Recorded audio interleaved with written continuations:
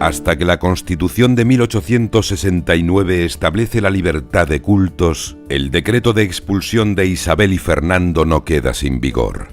A lo largo de los siglos XIX y XX, el intento por recuperar una parte de su pasado hebreo ha sido permanente entre las localidades donde hubo comunidades judías históricas.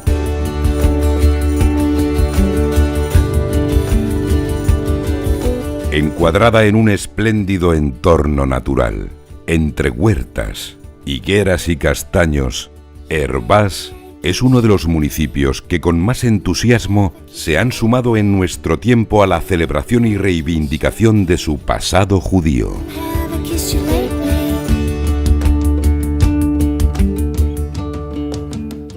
Los antiguos dulces y viandas hebreas, elaborados por manos nuevas que rinden tributo al sabor más puro de la historia, representan hoy en Hervás la actividad artesanal de una aljama humilde pero fuertemente compacta.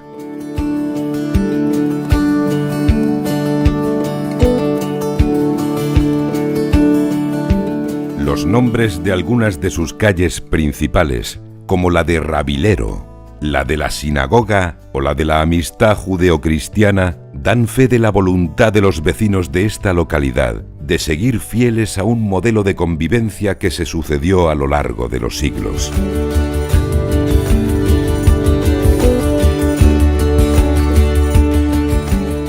La conservación de su ancestral caserío, con los detalles constructivos determinados por las posibilidades del entorno, ha permitido que las calles de esta localidad sirvan para evocar, con increíble verosimilitud, cómo vivieron, cómo fueron e incluso qué sensaciones tuvieron aquellos antepasados judíos que desarrollaron sus vidas en el lugar.